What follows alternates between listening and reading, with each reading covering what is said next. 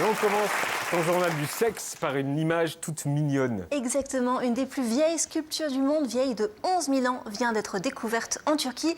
Et sans surprise, il s'agit d'un homme tenant son pénis. Si je dis sans surprise, c'est parce que la dernière fois, 11 000 ans, la dernière fois qu'une très vieille sculpture a été découverte, c'était dans cette même région et c'était déjà un homme qui tenait son pénis. Si vous regardez le style de ces sculptures, vous constaterez qu'elle nous rappelle l'homme d'Urfa, la plus ancienne statue humaine grandeur nature.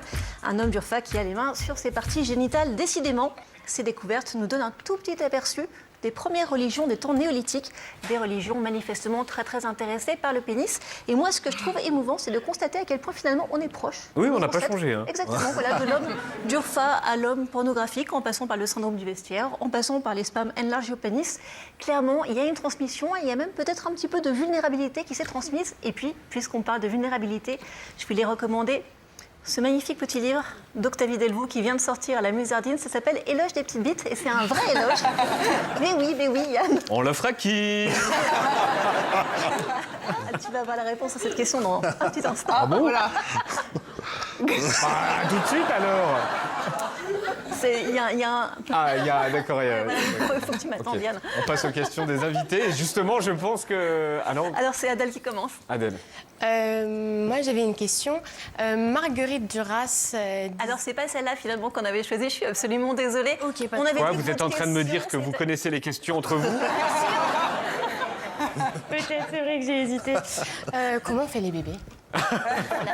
C'était ça, non? C'était ça la question? Comment on fait les bébés? Comment on fait les bébés? Voilà, mais parce qu'effectivement, moi, je l'avais choisie parce que les meilleures questions, des fois, c'est tout simplement les plus simples. Donc, je voulais faire celle-là. Donc, pour faire un bébé, évidemment, il y a la méthode naturelle qui consiste, pour rappel, à féconder un ovule avec un spermatozoïde via l'intromission d'un pénis dans un vagin. Et tu réponds sérieux? Mais bien sûr, mais ça a Ok. fait ses preuves par le passé, voilà. Et puis, des pénis, il y en a plein sur Tinder. Donc, voilà, ça, c'est pratique. Cependant, dans la réalité, ça se passe pas toujours comme ça. Il y a plein de gens qui ne peuvent pas avoir d'enfants par ce biais. Et donc, il y a d'autres solutions comme la PMA, la procréation médicalement assistée. Une expression qui regroupe l'insémination artificielle. On dépose du sperme dans votre utérus, généralement à la suite d'un traitement hormonal pour favoriser la fertilité. La fécondation in vitro. Cette fois, la fécondation a lieu en laboratoire et ensuite l'embryon est implanté dans votre utérus. Et il y a aussi l'accueil d'embryons. Un couple ou une femme vous donne l'embryon et il grandit dans votre utérus. Si ensuite vous préférez attendre parce que Tinder a planté ou parce que vous avez une petite carrière de chanteuse quand même à mener, il y a une autre option qui est la congélation des ovocytes en vue d'une procréation médicalement assistée. C'est autorisé à toutes les femmes depuis l'an dernier sans raison médicale à condition qu'elles aient entre 29 et 37 ans. Vous avez donc 21 ans, vous êtes 8 ans trop jeune pour faire ça. Ce qui nous laisse encore une solution qui n'est pas la gestation pour autrui parce que ça c'est illégal en France, mais tout simplement le parcours d'adoption parce que la filiation c'est pas seulement de la biologie. Voilà. Ensuite, on a Jimo. Bah, je peux connaître juste, sans y répondre, la question sur Marguerite Duras. Oui, c'est que Marguerite Duras disait que les femmes pouvaient jouir par l'oreille. Et je voulais savoir si du coup j'avais des chances de donner des orgasmes grâce à mon album. Alors, je pense qu'effectivement, on peut donner des orgasmes répondre de plein de manières. Il y a des gens qui ont eu des orgasmes en faisant du sport, il y a des gens qui ont des orgasmes en mangeant, donc je suis sûre qu'il y a des orgasmes qu'on peut Par avoir l'oreille, et vous l'aurez avec Je cet suis sûre que vous album. faites jouer à plein de gens. La question de Jimo? Alors oui,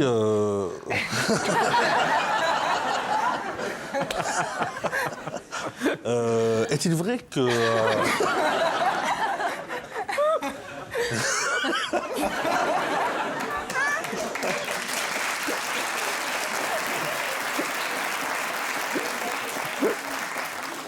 J'essaie de me rappeler de la question. Est-il vrai que plus c'est long, plus c'est bon? Est-ce que c'est toujours vrai? Voilà, alors en fait, il y a deux manières. C'est pas du tout ça la question, je pense. Alors moi en tout cas, c'est ça que j'ai sur ma feuille, Ah, ce qui est un bon d'accord. début. Il y a deux manières en fait de comprendre la question. Si on parle de la C'est longueur lui du qui va avoir le pénis, livre. vraiment, l'éloge Ah, des- j'aime bien prendre. Ah, c'est lui! Mais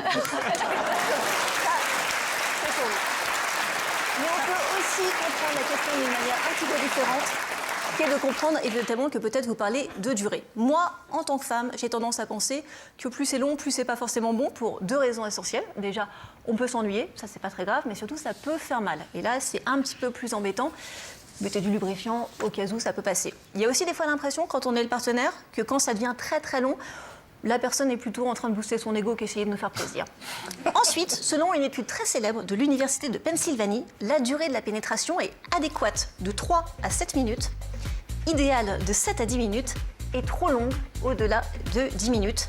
Dans les faits, une pénétration, ça dure en moyenne 5 minutes et 40 secondes.